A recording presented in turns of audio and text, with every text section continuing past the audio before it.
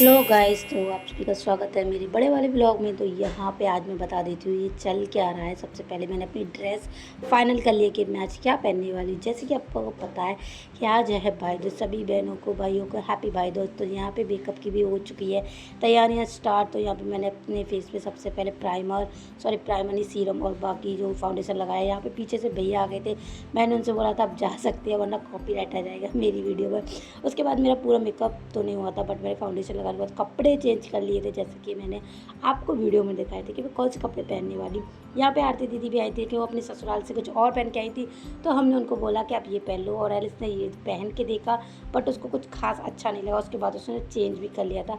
यहाँ पे मैं अपनी पूरी ड्रेस दिखाने की कोशिश कर रही हूँ, बट मैं थोड़ी सी नाकाम हुई क्योंकि दिख नहीं रहा था। उसके बाद मैंने आई शेडो वगैरह जो भी था मेकअप पूरा लगाया, और आज मैंने ग्रीन कलर का जो लाइनर था वो लगाने की कोशिश करी थी। वैसे तो देखो, मैं आपको बता देती हूँ कि अभी फ़िलहाल घर पे सिर्फ छोटे वाले भैया ही हैं, और जो बड़े वाले भैया हैं ना वो अलीगढ़ में हैं। तो हम में से अभी इस साल तो कोई जा नहीं पाया उनके मतलब टीका करने के लिए, कोई बात नहीं।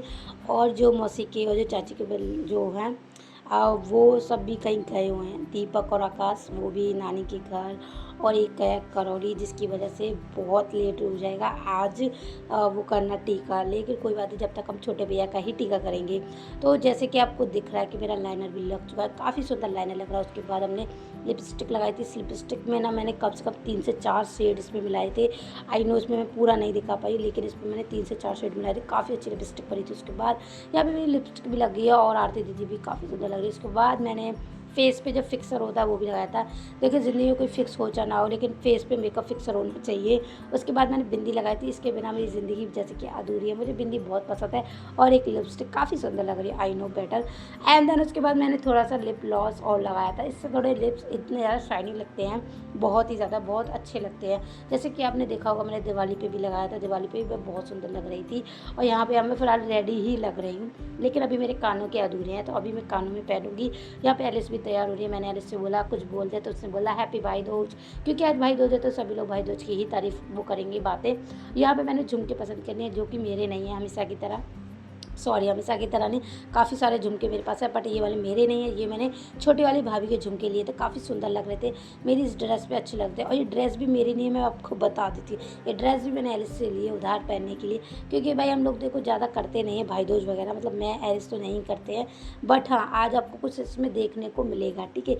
आरती दीदी और बिनू दीदी सबसे ज़्यादा करती हैं भाई दूज। उन्होंने बचपन से की है, जब से मतलब वो समझदार हुई हैं, लेकिन मैंने, एलिस ने और बाकी हम बहनों ने ज़्यादातर कर ही नहीं है। तो हम लोग सिर्फ नॉर्मल टीका ही कर देते हैं, बट हम लोग कभी ऐसे भाई दूज नहीं करते। यहाँ पे मैं रेडी हो चुकी हूँ, जैसे कि दिख रहा है। मेरे बाल बनाने का मैं बहुत देर से सोची थी मैं क्या ही बनाऊँ, 1 घंटे से ज़्यादा मेरा दिमाग इसी में ख़राब हुआ कि बालों का क्या बनाऊँ। लेकिन जैसे सबसे ज़्यादा लड़कियों का जो कन्फ्यूज़न होता है ना वो बालों में ही होता है। मेकअप हो जाएगा, कानों की हो जाएंगे, कपड़े भी पसंद करने, लेकिन बालों का क्या करें।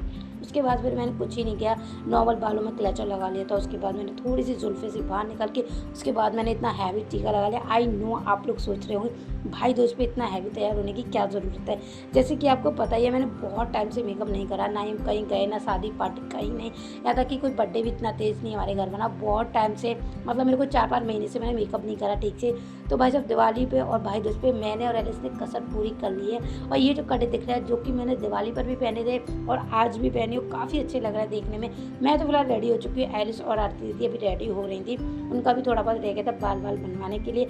अब जैसे कि आपको दिख रहा है अभी एलिस भी अभी भी हो ही रही है यार। उसका देखो, उसने भी अपने लिए टीका ले लिया। जो टीका मैंने दिवाली पे पहना था सेम एलिस ने ऐसे ही पहना था, जो कि मैंने और एलिस ने सेम कान के मंगाए थे मीशो से, जो कि सपना दीदी की इंगेजमेंट थी तब। तो यही हमने अपने टीका बना लिया।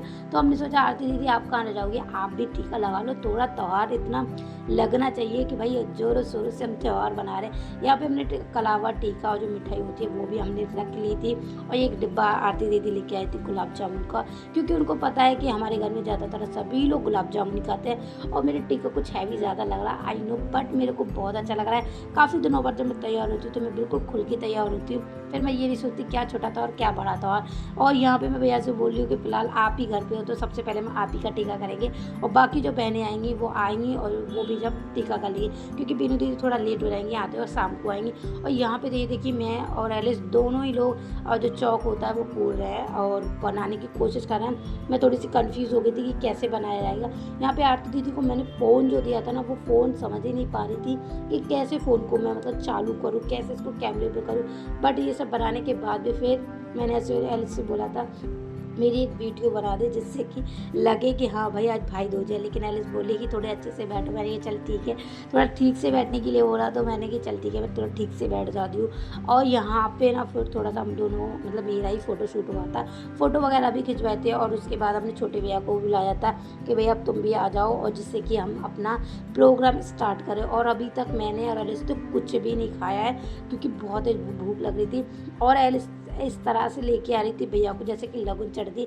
एलिस बोल रही थी मेरा वीडियो शूट चल रहा है तो प्लीज़ आरती दीदी आप बिल्कुल मत आओ।